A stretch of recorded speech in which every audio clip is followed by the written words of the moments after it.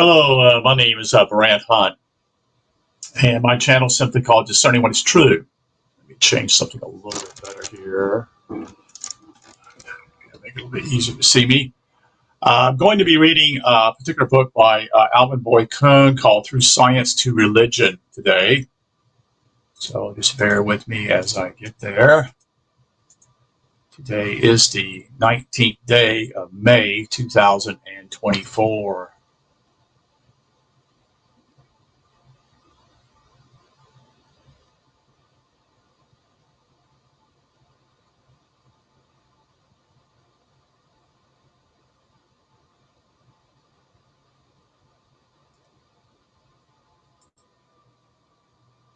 So science has been considered religion's most formidable enemy. On the contrary, it is destined of the religious savior and redeemer. Religion has sunk to abject impotence in the life of humanity because it has abandoned science in the ancient days, suppressed and thwarted science in the late medieval and modern resurgence, and looked at it with jealousy in the whole period of its manifestation. All in all, it is an amazing and nearly incredible story. It has never been told in the glaring light of its full revelation hereto. The gist of the broad sweeping truth is the foregoing statement can be compacted in the one comprehensive affirmation that religion in very early times turned from the exploitation of its highest values in the world of the natural and sought them in the field of the supernatural. It shifted the area of operations and realizations from the regular and common procedures of cosmic law over to the realm of the magical and the miraculous. No founder of religion was considered to have presented adequate credentials until he has demonstrated his power to work, quote, miracles. If he could not heal the sick and maimed, the lame and blind, he did not come properly certified as an authentic proclaimer of the power of God. The prime word in all religion became conversion. Religion was considered to be doing its work when it transformed a natural man over to a person who had put himself in contact with a power outside himself, which would take him out of nature and bless him with adventures and exceptional influences. The field of religion came to be regarded as lying not in the world of commonplace events under nature, but reaching into an area of special dispensations or extraordinary manifestations or transcendental causalities. Religion was to take a man out of the world and make him a citizen of a divine kingdom.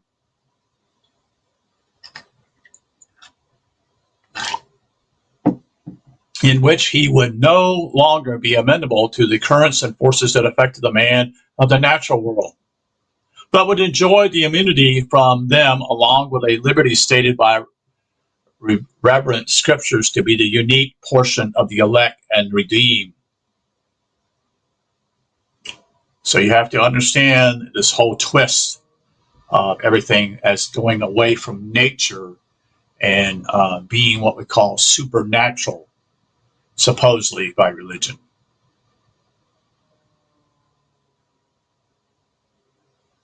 Religion thus turned or aimed to liberate its authorities from the sluggish bondage to the natural and elevate them to the state of blessedness and a boundless freedom in the world of spirit. These are grounds for comprehending the course of this development in world religion and seeing it, in part at least, at the inevitable result of forces generated from given historical situations and working ahead in wrong directions. Nevertheless, it represented tragic misfortune for mankind. Our concern here is to just demonstrate that it was in toto, that is, tutu, due to religious defection from and hostility to science. The broadened scope of science. It becomes necessary at the outset to render a definition of science that will clarify and justify the thesis of this essay and make supportable the broad assertions already put forth. At the mention of the word science, the modern mind generally jumps at a meaning that has come to be conventionally linked with it, but which is nevertheless inadequate for the truth and is unjustly narrow and circumscribed. The term carries generally the limited connotation of physical science. Modern science commonly stands for the specialized achievements in physics, in mechanics, in chemistry, in biology, in archaeology, in geology, and all the ramifications of these covering matter, its composition and formations, laws and phenomena by science in brief as meant generally material science. But there is no justifiable reason to impose on science the severe limitations and circumscriptions. That is, science is classified or organized certified knowledge. Must it be limited to knowledge in only one of the two worlds in which man lives, moves, and has his being? The universe is admittedly composed of two things, which now may be denominated to two forces or simply two modes of being. These are consciousness and matter, or maybe they can now be called just subjectively or objectively. The universe is constituted of consciousness and things through and which is to be conscious, a subject, mind, individualized in countless beings, lives and awareness of countless objects. Science has all too preponderantly been held to be that body of knowledge which the subject knows of the objective world, and that only. So what they're doing simply is their science itself is limited to whatever it can see. You see, the matter. It doesn't understand the spiritual part, so to speak. And so what's happened simply is man has lifted science into the parameter of being all true, when in reality it is not. There has been an invertible timidity about broadening out to include what man knows or can learn about his own consciousness in the domain of science. The present age has been marked by a welcome breach in this tradition. There is evident a widening of definition and scope of science. It is now being extended inward from the external physical field to cover the laws of life as they manifest in the world of sensation, emotions, thought, and spiritual intelligence. And science are now included such studies as psychology, ethics, religion, philosophy, logic, epistemology, and the range of phenomenon and operations of law and all the activities of consciousness, which is where we should be aiming to get back into. It is, of course, with science in this an ampler scope that the series of productions in the field of religion, Bible interpretation, philosophy, psychology, pathology, and anthropology will deal. Heretofore, when anyone has spoken of introduction of science into religion, the impact of the phrase has lacked force and validity. And so far as any concrete outcome of an effort to attain any end has come into view, the linking of two has generally worked to the disparagement of science. The scientific treatment of religion has tended to discredit science because the handling of religion has always remained most unscientific, you see. And if the ostensibly outcome was the way science worked in religion, it was so much the worse for our view of science. Religion, then, still remains largely without a pale of true scientific method, and the genuine marriage between science and religion still awaits the consummation. It is almost a disease of modern scholasticism, engendered by great achievement in many fields, to esteem the present enlightenment of civilized culture as the supreme peak of man's advance, and consequently to rate all previous efforts as of far lower rank and quality, with lenses and adjusted to this view. The survey of all cultures in this recent period of around 3,000 years ago, so naively called ancient, has yielded the inedible characterization of all civilization at the epoch at primitive. In the face of multiple evidence revealing the presence of that matter or in remote time of culture possibly surpassing our own vaunted type. The habit of rated as primitive all forms found, then extent has persisted to this day. It seems never to have occurred to the academia mind that as world civilization goes in waves of progression and alternate recessions, the apparently low state of Enlightenment culture found, or allegedly found, about 3,000 years ago may have been the state degradation of what has been very high and rigorously fresh attainment at the apex of previous horrid civilizations, the evidence accumulations that was the case. As the more generous and more liberally appreciated modern study of comparative religion extends its depth and scope, it becomes more apparent that India had even a millennium or two ago an insight into the detail of man's subjective consciousness that Western psychology has never even remotely matched. The science of consciousness itself, the study of the nature and laws of the mind or psyche, has been the special subject of Hindu contemplation for centuries. The grades, the level compartments, the categories of conscious states have there been scrutinized with a particularity and minuteness and organized into a chart of systems or system of relations and values such as never been equated anywhere else. India specialized in the consciousness of consciousness itself in a way that, so far as it accords with verity, deserves the honor title, a great science. Her mode and approach was that of analyzing the forms of consciousness as they were themselves felt and experienced. India focused consciousness upon its own modes and operations and scientifically analyzed the data it caught in this view. In the next section, called Greek radicalization compared to Egyptian symbolism. Greece veers somewhat away from the purely subjective method and systematized the powers and functions of consciousness on the basis of dialectic and logic harmony with the laws of the living creative process, discovering or being taught that the world was a systematic development of a logic, a logoia design, I should say, in which every phenomenon board is communal relations to the well-being of the whole. Greek thought steered away in general from mystic experiences towards a rational effort to synthesize all the elements of knowledge into a grand unity of vision and understanding. Every phase of her knowledge was made to fit into the intellectual structure of the whole.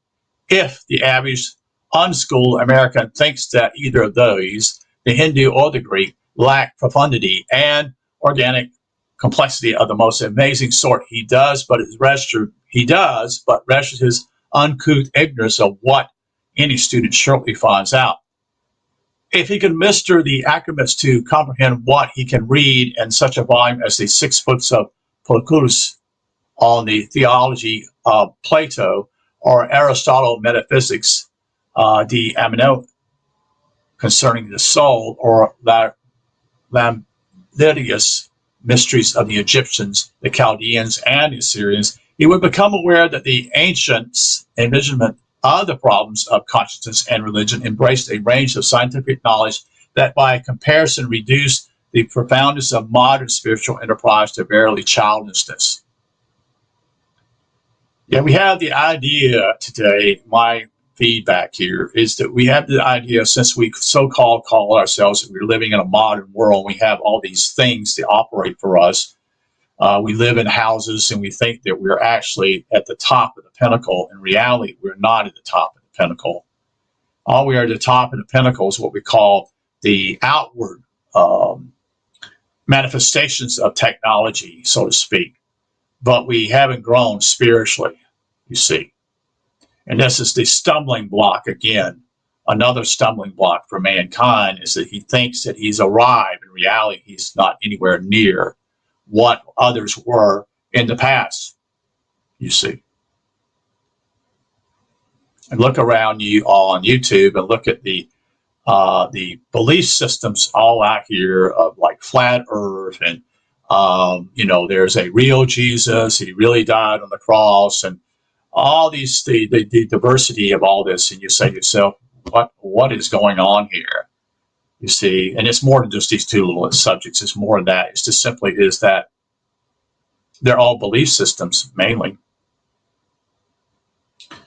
And what happens also in our society is there's a new fad that comes along, and simply it becomes a fad for a short period of time, and then there's another fad, which really actually doesn't mean that anyone's gotten to what I would call the source of truth or knowledge, or within what we call even the philosophy or any kind of knowledge whatsoever.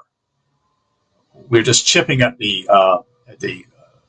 basically at the top part of the soil and saying we found something, which we have. But the problem simply is we don't go any deeper. This is why I've always stated this very clearly. The problem simply is that people tend to be what I call very wide in the parameters of what they think is true, but they only go an inch deep. So they never go, they don't have any deep digging. And so you have to dig deep. And no one's interested in this because they want something for very cheaply and wanted to, be able to make their world feel fine and dandy. But in reality, there's no substance in it. There's no substance at all in it. You see. And then we haven't advanced at all. See, the problem simply is the misnomer, like I said, is the technology we have. We think it's great. The problem simply is we haven't grown spiritually at all. We haven't pursued those things.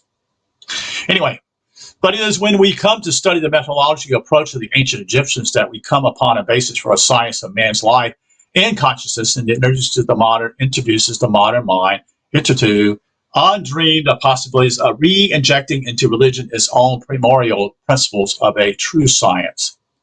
Ancient Egyptian Sadducees utilized a principle which was so fundamentally reliable and at the same time so edifying and instructive that is subsequently lost out of cultural effort among the Eastern nations, practically led to the obscuration of all right intellectual systemizism in religion or philosophy, psychism, and morality for all ensuing centuries. It's lost indeed and appears to have plunged the world that succeeded that era into abysmal depth of neo-science and darkness of mind. In fact, largely attested by the historical incidents of the 1,000 years which have been called or designated the Dark Ages. The great principle of enlightenment referred to, which was verily the fount of human knowledge, or the pointed index of criterion of knowledge, enabled the sages and illuminates, or even Illuminatis of Egypt, to envision all truth and understanding in the most strictly scientific matter. This is the last thing that would possibly be expected to be said by any modern scholar, and being said here could come to be an apocalyptic event. Yet it is said because it is true, and the recognition of the fact and implications would make possible the regeneration of religious systematism in all the world. It would enable religion to regain its ancient place of honor in the realm of true science. It would lift religion at one stroke out of its deplorable admiring of the moralists of pietism or pietistic faith and craven sympathy into which it has been sunk by following hopeless mirages of false conceptions. While India sought truth in the world of self-introversion and Greece in the dormant domain of organic rationalism, Egypt followed a simpler yet with a more dialectical certain methodology, which was at once both a signboard pointing the road to truth, a light to guide the mind to it, and a norm or standard by which to test any finding and correct false conclusions. What was the magic key that the Egyptians possessed and which the latter would have lost? The next section is called the Great Hermetic Maxim. It cannot be stated in a word or a sentence, but in a briefest form, it was the method of nature symbolism. The first enunciation of it after this grandiose fanfare, Antiquated Heralding, doubtless will lack thrilling significance for most readers.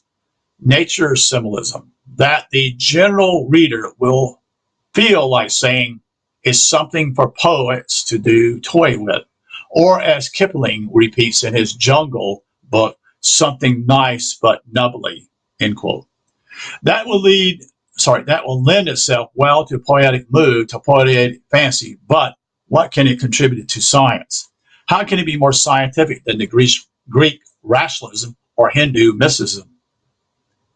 It may lend itself helpfully to imagination literature. Philosophers might use it in good effect to light torches. It would embellish sermons, but entirely too slight a foundation for a great world structure, a dynamic religion.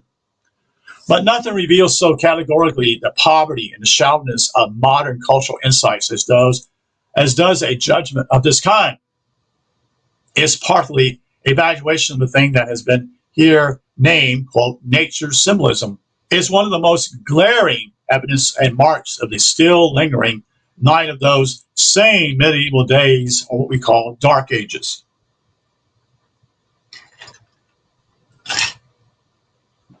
And world emergence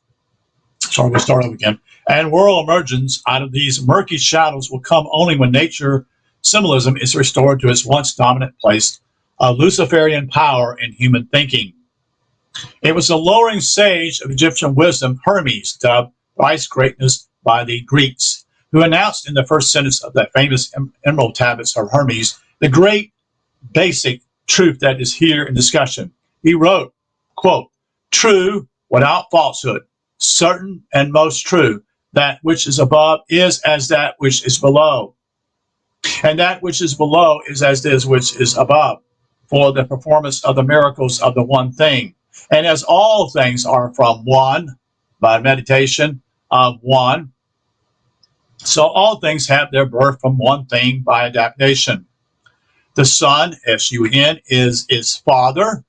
The moon is mother. The wind carries it in its belly. It nurses is the earth.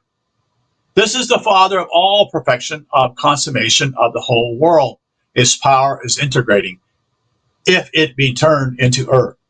End quote. The mighty law here stated in didactic form is that which poses the total organic integrity of the universe. The world of life is integrated. Both its conscious subjection and its unconscious objective aspects reflect the same one mental pattern. One supreme mind was the creator of it all. And as that mind exerted through energy to produce the objective worlds, it must then follow that the outer physical worlds reflect the forms of the thoughts that create them. Material things and phenomena then are God's thoughts, come to their epitome in the domain of creative perception. Yet objects in the natural world are the structural patterns of God's archetypes, thoughts, which have taken form like a block of marble carved by a sculptor. They indeed are those ideas, now turned to wood and stone, as one might take a raft and solidify it into transparent shape. Objects are God's thoughts, crystallized in concrete matter. By studying them, their history, their habitudes and qualities, one may read the Creator's mind after him, for here they stand in objective presence before one's eye. The outer world then is the mirror reflecting cosmic truth and is fundamentally reality. Nature holds up her glass to truth, and one has but to peer into it to see the reflective image of truth, and oneself likewise, for man is equally legible, pictured in that same same mirror. This is necessarily so, for man is an integrated part and portion of the same true world. Emerson has so well phrased this idea, quote, man stands midway betwixt the inner spirit and the outer matter. He sees that the one imitates and reflects the other, that the world is a mirror of the soul, and he becomes a priest and interpreter of nature thereby. End quote. All too long has Ian unrecognized as a normal principle of the Christian religion the definite statement of St. Paul, quote, that which may be known of God is manifest, For the invisible things of him from the creation of the world are clearly seen, being understood from those things which are made, even his eternal power and godhood. End quote. The mind of Christianism has never given close enough heed to the principle which the apostle here enunciated. It was in essence the basic platform of the high religion of the old Egypt.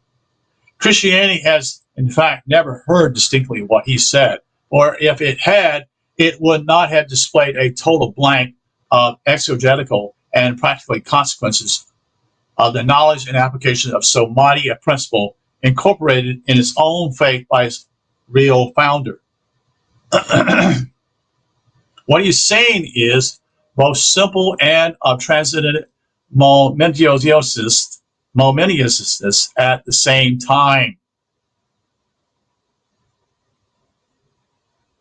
It can be very simple, yet it's enormously monumental. It is stated that man needs only to look at the world of outer things and their phenomenon to see a perfect replica of his higher things, realities of the superworld of spiritual being. If he longs for truth, he need not, in Hindu fashion, shut out the external world and probe tirelessly into the phenomenon of inner consciousness and its shallowly mystical intuitions. He has only to open his eyes on the world outside him to behold the forms and norms of truth substantiated as in living concreteness before him. To be sure, he must be taught to pierce through the opacity of the objective crystallization before him to descry the formation of the structure of truth that is there in living reality. This art can be acquired, although it is an art demanding the highest philosophical astuteness. It requires not so much the exertion of brilliant genius as the intellectual sincerity of naive directness. It takes not the sophistication of intellect, but the straightforward candor of the mind in registering what one sees. It is an opening of the eye to clear seeing. It must be urged to discover by the antecedent knowledge that nature is such an open book, whose pages, paragraphs, and sentences are the phenomenon of every field, wood, lake, brook, garden, hill, and glade. For, quote, the true doctrine of the omnipresence, end quote, says Emerson, quote, is that God is present in all his parts in every moss and cobweb, end quote. The first requisite is that the mind should take full cognizance of what the eye beholds, and in a fashion brood over it till it begins to tell the story of its divine beauty, its marvels of adaptation to given utility, and its harmony with all other phenomenon observed. Little by little, the things seen will unfold their reference to the order, coherence, symmetry, and lovingness, and finally the entire benevolence of the total unity, and so will build in the mind the structure of the cosmic logos. The whole sublime significance of the principle is found expressed in its most epigrammatic yet most enthralling form is a terse maxim called from the Hebrew Talmud, which for the profound gravity of its import is not surpassed anywhere in literature. It soars beyond Emerson and Paul in its cogent power. End quote. Quote here. If thou wilt know the invisible, open wide thy eyes on the visible. End quote. But so far as the mind faltered and failed at its apprehension of barely over the centuries, that unenlightened monitoring of religionism has swung completely over to the opposite side and has come to preach that if one would enter the kingdom of divine perception, one must turn away from or close the eyes upon the outer scene, under the mistaken notion that the sight of the outer world and will distract the mind in its effort to visualize the inner realities. What he has meant to go within for truth without the regular guidance and instruction of factual knowledge based on study of the external things. The sad record of mystical hallucinations that is, and delusions amply reveals of the commission of this sorry era. India has herself been too largely guilty, in the corruptible popularization of her high, pristine philosophies. The Upanishads are not found sanctioning the blotting out of the world as a requisite for spiritual aggrandizement. So far from that, in the ringing words, I should say, of perhaps the most eminent Hindu historian of Hindu spiritual philosophy, Radha Krishna, the Upanishads assert that, quote, to deny the world without is to destroy the God within, end quote. If man will not open wide his eyes on the visible, he will have no basic model or pattern by which to sharpen his apprehension of truth. Through his immersion in the actual world, he has the opportunity to acquaint the cosmic sense with the divinity, or I should say divinely certified forms of truth. He can never generate a faculty for the recognition of truth unless he lets life train his mind in her school of contact with the living living forms of which she presents in profusion. This instruction is part of the purpose for which souls are sent out among the planets. How would life teach her children if she did not furnish them with models of the things that are to learn? In short, how can one study unless one looks at what is to be studied? Man's only sure road to apprehension of the sublime things of the invisible world, the laws, principles, and structures of the cosmos, is to travel the highway of the visible world he is a native of. All pursuits of knowledge at high level can result in gain for him only through his power to interpret data on the basis of his own experience with reality. Higher things can have meaning for him only on the grounds of their reference to what he knows through his living contact with the actual. If higher truth takes him into a world of things intelligibly, that is, exotic, bizarre, and unrelated to his normal frame of recognitions, such truth will only bewilder him. Supernal truth must come to have reverence for him in the light of what has made sense and meaning to him in his experience with palatable things. It is totally transcend his known world. It will have no message for him. Truth is but one system, and its form of manifestation in any world, kingdom of or plane, Plane, of life, or microcosmic or macrocosmic reduplications of its form on all other planes. The phenomenon of physical life in our world makes a graphic panorama of all the fundamental archaic or principles of being. The Greeks said that if man would come to know himself, he would by that know all the secrets, laws, and meanings of the universe. For man himself is a miniature equivalent of the macrocosm as a seed in the entire structure of the parent tree or plant and potentiality. The next section is called, Why do the pagans worship the god Pan?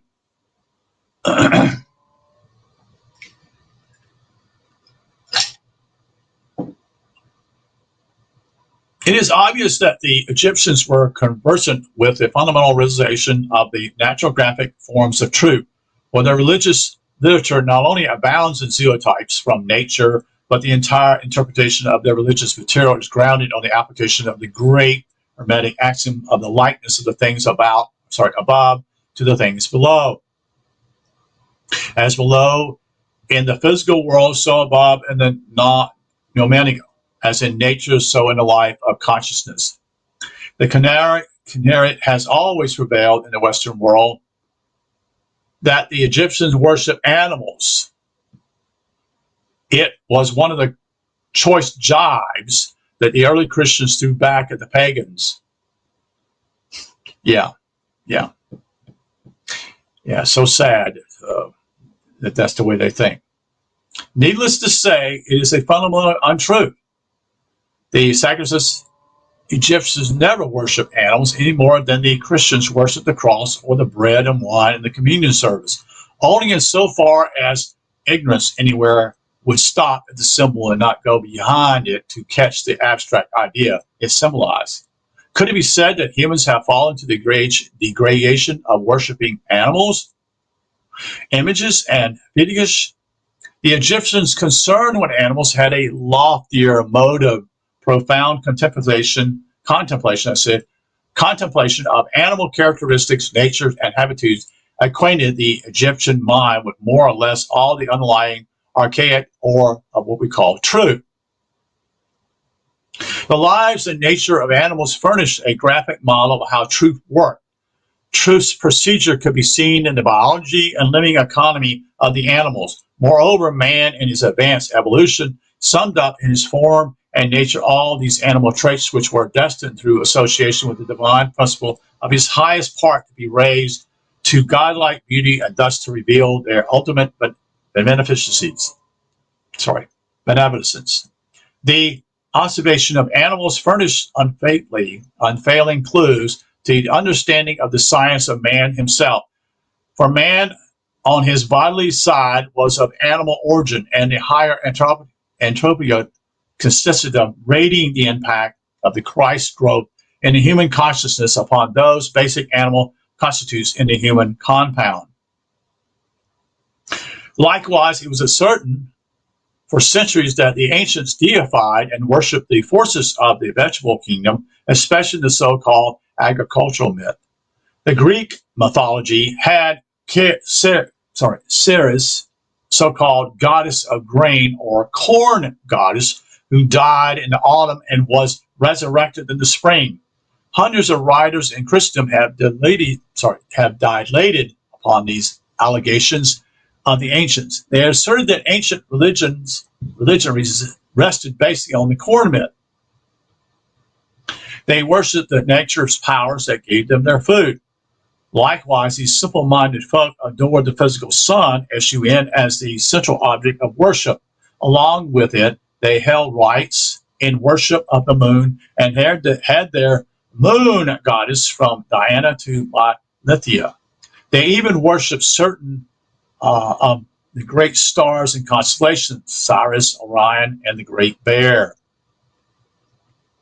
Apparently, not once in all the centuries of Christian dominance over the Western mind could the conception emerge that perhaps the ancients did not stop at the natural phenomena of autumn, death, and vernal rebirth and nature, but kept them in outer prominence in order to exploit their inherent dramatic power for the profounder realization of a mighty cosmological and anthropological truth that was to be seen as operative over precisely the same pattern in its higher worlds as the corn seed followed its physical world.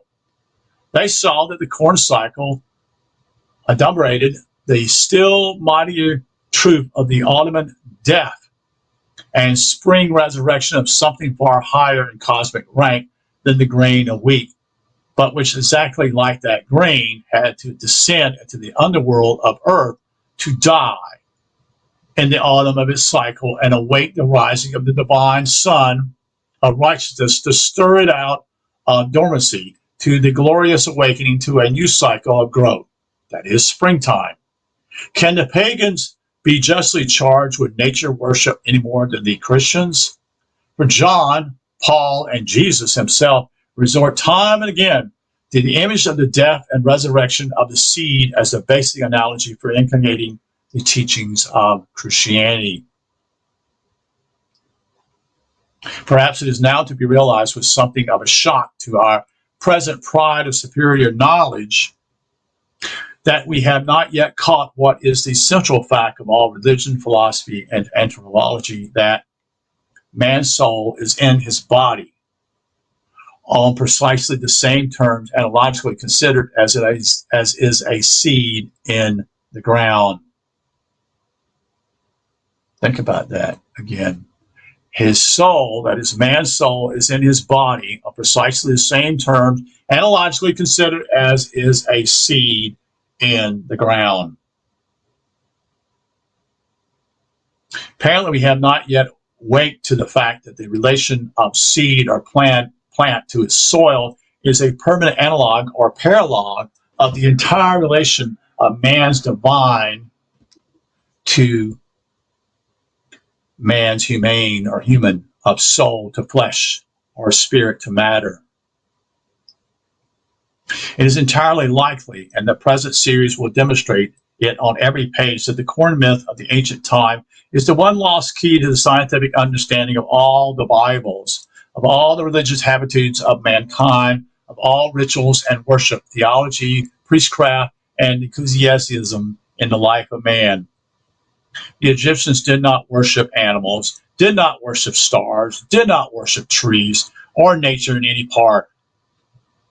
But they did utilize all these in their worship because they were seen to be photographs of living truth, only slightly focused from cosmic dimensions to the capacity of human perception. Therefore, they had in their hands an endless book of cosmographs, which needed only to be looked at with the lens of a mind that could, so to say, restore the original cosmic force focus, or lift the concrete physical representation back to the level of non-mental counterpart. It required only the development of an astuteness that could abstract the original creative mental structure from its concrete projection in the object created, to read that object's message. The physical form and phenomena had to be decoded over into the language of the non-mental mind. Man's smaller mind had the task of deciphering the cosmic code. But it needed only close looking and faithful following of the intimidations of what the eye beheld.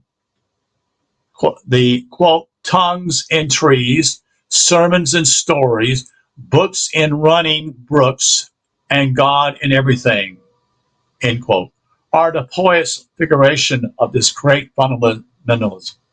All this is at the base of the construct preachment as to the man seeing God in nature, but it poses to man's evolving faculty of seership the task of reading the soul of a creature or the cosmic meaning of a creator thing from scanning its outer physical features.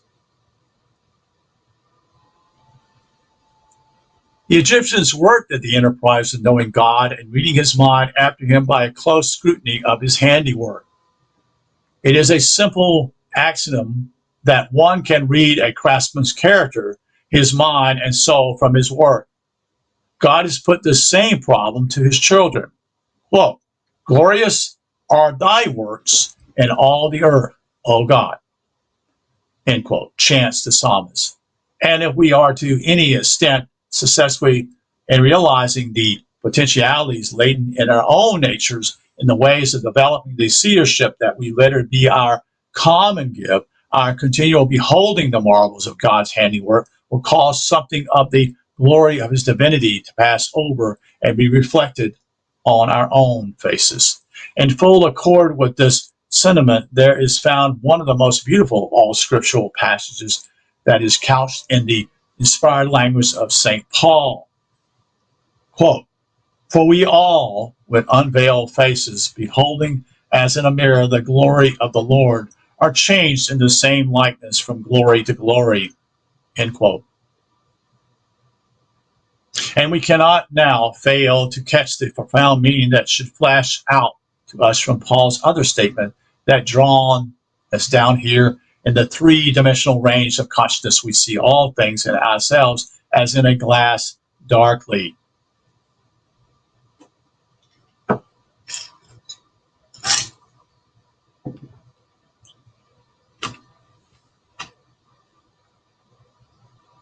That glass is spotted and blotched with imperfections of our own physical instrumentalities, which form the mirror or the lens, as well as by the deficiencies in our mental equipment and capacity. They are the beams and the motes in our conceptual eyes. As we clear these away, our mirror will throw back a clearer and more beauteous picture. It is a commonplace of human knowledge that each individual sees the world through the lens of a particular body of ideas, conceptions, beliefs, he entertains the transparency or the opposite of his thinking power. The mind is itself a mirror of a glass. And the final statement of the case is that each one has brought it to one's condition of another of dullness or brightness or murkiness or translucence. The next section is called Christ with the Hawk's Head.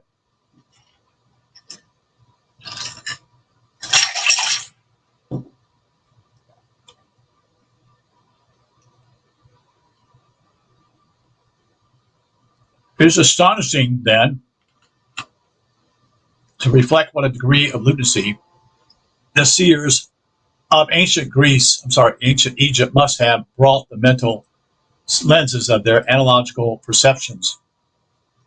Every one of the hundreds of natural pictographs which their religious literature presented is there to prod the mind into seeing a divine nominal form behind the object or phenomenal held up to view. The gods were pictured with animal heads. We shudder at such supposedly cruelty, but our disdain is gratuitous. We can spare ourselves our racked feelings, our pity and contempt. The crudity is all on our side, you see. It consists in our blindness to what the Egyptians were portraying. What can it mean but that the coming of the Godhead placed ahead what all that is thereby implied as to intellectual wisdom and divine reason upon the animal body of evolutionary order. So what he's revealing here is that in this little statement saying simply is, the body itself is an animal. You see, you must tame it. You see, to all the things that gravitate and want, it to be a part of. And that's the rising of the spirit within you, to have self-control, you see.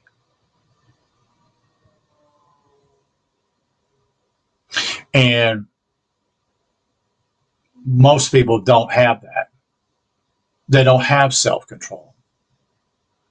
They're lured here and back as a carrot is led by, as a carrot's put before a donkey's, and the donkey just follows it, and then it'll be a new type of carrot, so especially in our day. Horus with the hawk's head signifies that the deification of natural forces gives the god, the lower G, the piercing sight and the soaring power of the bird. That's what it's about, folks. The deification of natural forces gives the god the piercing sight and soaring power of the bird, raises to heights of superior grandeur in consciousness, because it's way up. It flies up.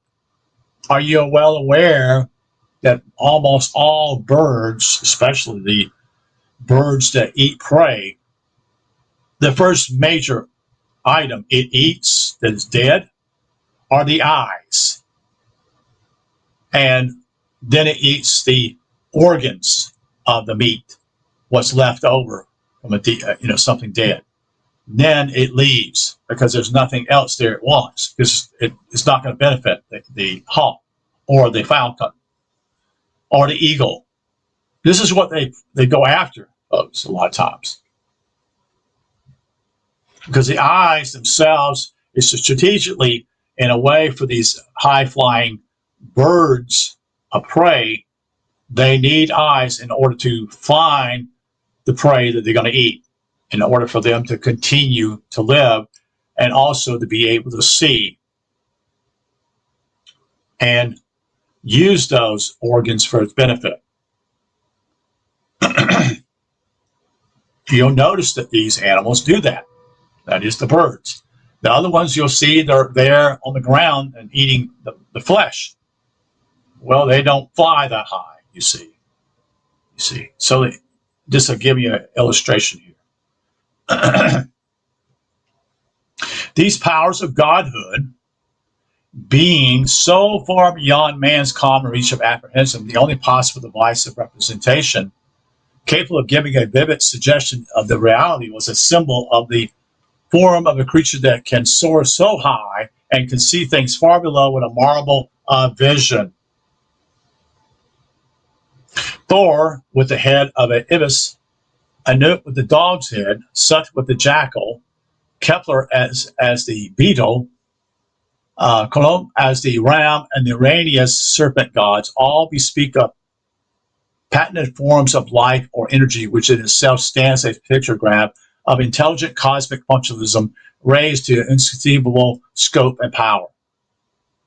By looking at the variegated distribution of living energies among the animals, the astute mind could see a concrete demonstration display of aspects or forms of universal creative principle, which by their suggestive power could lift thought and perception to ever higher and clearer mounts of vision and understanding.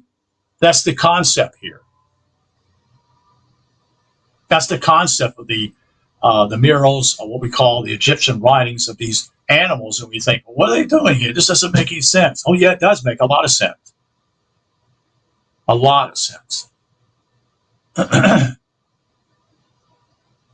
But we're ignorant, you see. We choose to be ignorant too, folks.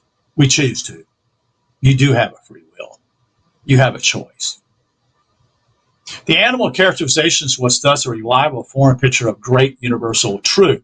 The God with the animal head would deplete for human thought the particular aspect of truth which that animal represented. Seen as one of the divine cosmic principles, it comes clear now that instead of worshiping animals at a low pitch of ignorant fideism, the sage Egyptians were picturizing creativity and governing forces of the cosmos as definite and as what we now call the cosmic rays. Thus, at one stroke, the great massive hypothetical ancient religious puerility and primitive childishness of conception is raised from this wholly mistaken statue of contempt in modern eyes and placed on the pedestal of genuine and high scientific rating. History can mark an epoch with the discovery after 2 millennia that the gods of the Egyptians are the personified powers governing the operations of the life and nature which we are only now coming to know empirically. The query of legitimate as to whether Egypt has not forgotten more than we yet know, and that too in the very domain in which we have always believed they groped in other neoscience, but in which we stand at a colossal eminence in world superiority, the field of science. It can now be said that the series of books reinterpreting the ancient knowledge will be the means of restoring in religion its archaic scientific rationale and basics. It is asserted that the material here represents will end forever the old controversy between religion and science by the forthright and expedience of revealing that there can be no possible conflict between the two when the literature of religion is rehabilitated in its pristine wholeness of meaning. This reconstruction and restoration of dilapidated Ephesus, primordial beauty and power will be achieved by reintroducing into religion these basic elements that, in this terse way of saying it, will redeem it from neoscience to science. It must be clarified to begin with that religion is a thing of two sides. And we must have in mind exactly which side we are dealing with. On one side, it is intellectual. On the other, emotional, or shall we say, psychological. In the first case, it consists of a body of knowledge or material assumed to be knowledge about the universe of life.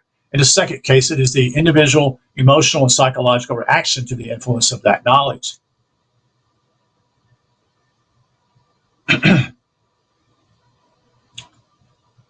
In actual experience, it is the jumble mixture of the two. People, quote, believe, end quote, what they conceive the universe to be and to mean. Then they react psychologically to the influence of or impact of those beliefs. When we speak of the conflict between science and religion, we must be clear as to which side of religion we possess. can be no conflict between science as a definite body ascertained facts called knowledge and the psychological emotional side of religion, because the two things are incommensurable. They are not in the same world. The one is a knowing of things definitely established. The other is the behavior in the face of that knowing. One is the donkey before the cart. Knowledge is simply the donkey. The cart is the psychological part. It's what you believe. We hardly yet can claim to have a science that will cover all the whimsicalities of behavior.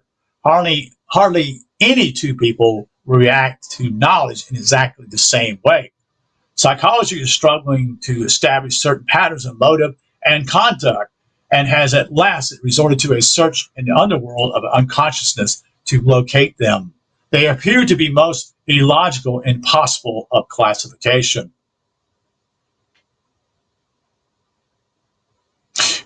You see what he's saying here is really brilliant, the way he says it. It's illogical, because that's how people react psychologically and how they deal with certain things. We all make these foolish decisions. There is no accounting for religious feelings and behaviors under any system that could qualify as scientific. It is a realm in which the whim, the oddity, the inconsistent, and the unreasonable bloweth where it listeth, and no one can tell whence it cometh and whither it goeth. So that when the conflict between science and religion is at issue, it must be understood that the religion concerned is the intellectual aspect of it, that body of proven or accepted knowledge held intellectually. We, for the moment, debar the feeling-reaction aspect of religion from the discussion, but as certain is still maintained that between religion as a body of knowledge intellectually held and science there can be no conflict. When the body of knowledge presented in the ancient scriptures is restored to its original clear interpretation, the claim is made here and now that it is only the volition and unconscionable distortion of the interpretation of those venerable and venerated tomes of primitive wisdom that has made that knowledge data of religion appear to stand in hostility to science. Our series will aim to correct that distortion and bring down the entire body of misconceived and misapplied knowledge back into true focus, so that its sublime grandeur as true knowledge may be seen and its absolute harmony with science be indubitably established again. The broad statement that the effort here put forth will redeem religion from neoscience to science requires extension application. The science that will restore religion is the pristine sublimity, if not exactly the science that deals with chemical elements, atoms, physical energies. It should be said at once, however, that the science of forces and mechanics is by no means alien to that lofty range of science which enters into the structure of true archaic religion and sacred scriptures. The, quote, material, end quote, science that deals with substance and forces is one of the outer circles of the same science that is centered in the great religions of old. And the outer rim of the great sphere of universal science bears at every turn the mark of its identity with that all-confidence of science that rules the world. The phenomenon of physical science are in the same category as objects and phenomenon in the material world. They are pictographs of eternal truth.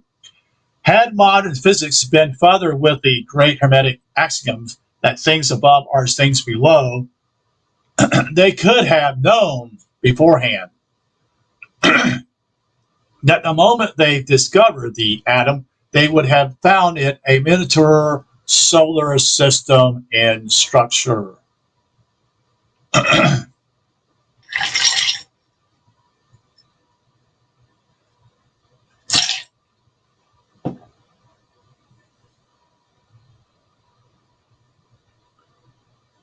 From this discernment, they were blocked off by their inevitable and recalcitrant autopath, antipathic to the claims of the analogical method. It is necessary to dilate, I should say, on this matter briefly at this point. Analogy has often been urged strongly on the attention of scientists. It has always, however, been repudiated and scorned. The allegation is that it is not reliable and that it never, quote, proves, quote, anything. Let it be said in rebuttal of these insistent negatives that its disfavor and rejection have come as a result of it being asked to do what lies outside the pale of its legitimate service and function. It has been asked to prove reliable in particular phenomena when it makes no pretense or claim of being reliable as to things beyond general outlines of methods and situation. And again, it should never have been asked to, quote, prove, quote, end quote, anything. Its function is not to offer proof. It can only point in what direction to look for proof and intimate the general character of the evidence that will be found. It can fortify the mind of the scientist with the certitude that identity of form and function will be found subsisting between things that lie in different worlds. It will enable him to start his research with the assertion, with the assurance that what he will uncover in an unknown field will show the same mode of structure and scheme of phenomenon procedure that he has already found in the known. Science is still a tremble with the significance of a discovery that the atom is a solar system in miniature. And the concept of relativity has indeed possibly even erased the meaning of miniature, end quote, itself, and the ratio of this distance between its protons and electrons. An atom is as big as a solar system. The challenge now confronts the mind that is still stagnant on that realization to follow the same lead of analogy into another portion of the field where truth is being as eagerly sought, namely in religion, and being to light the equally astonishing scientific basis of the theology of Plato and the sages who indited the Bibles. It has not yet dawned on the modern intellect that the Kuhn myth, already discussed as the basic pattern of ancient religion, is itself a true scientific key to anthropology. Sorry, folks, my voice has been always bothering me that I don't understand. First into all religions, philosophy, psychology, ethics, if the formation of visible solar system could have and should have provided the key to the structure of the invisible atom, is like matter around a phenomenon exhibited visible to us in the growth of the corn holds before man, unseeing eye, every feature of the unknown history of the life and soul of the human being. The terms of the relationship between corn seed or young plant and its rootage and the soil enumerated with unfailing fidelity every item of relationship between divine soul seed and the human body soil in which it implanted. But this is met at once with the assertion of empirical science that it bags the question by inserting into the solution the existence of the very element, the soul, that needs to be proven. Answer to this is that analogical science, I should say, demands the postulation and the unknown situation of the element of causation that corresponds exactly to the element of causation in a known situation. An inductive method of investigation discloses that analogy holds in general. Then the mind is justified in pursuing the deductive method and counting on the legitimacy of using an analogy to reveal further basis of induction. On the warrant of this logic, the mind is able to proceed on the technical hypothesis that in the human anthropology situation, there must be a quality of or entity analogies to the seed in the ground. If the body is the soul of the growth, are we not entitled to look for the presence of seed whose implantation is that ground would account for the type of phenomenon the growth exhibits? And it is on that assumption the total run of a phenomenon is seen to match at every turn the outlines of the history of the cornstalk. Are we not empowered to say that the analogy makes necessary the predication of the existence of a divine seed in the human organism?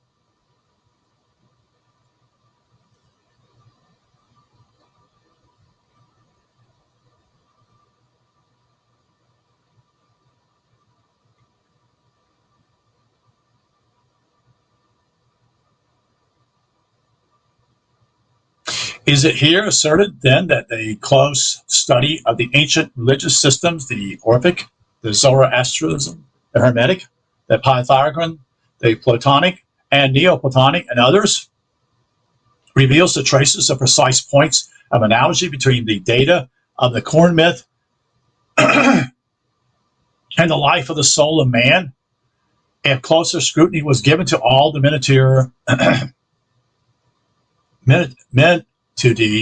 of detail in exchange of helpful influence between seed and soil in the garden, the thinking mind would have every quantum of data by which to prefigure the mutual influence plying between immortal soul and the physical body that houses and supports it, enabling it to manifest its nature in the same way as soil enables the seed. And this relationship, let it not be doubted, is at once the prime, basics, and central situation with which the religion of the antiquity or antique world and the primitive divine revelation is concerned.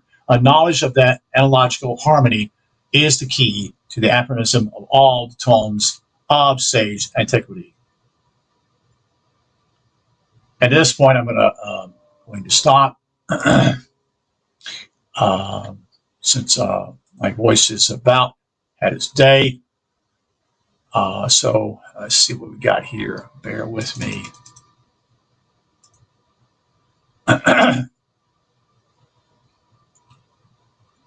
So we're going to end here at this point. This is just I wanted just to get to this point here today. I would have probably tried to go the whole way, but my voice is just giving out, so I just can't do it anymore. So again, this is titled Through Science to Religion by Alvin Kuhn today. Thank you for listening. Have a good day.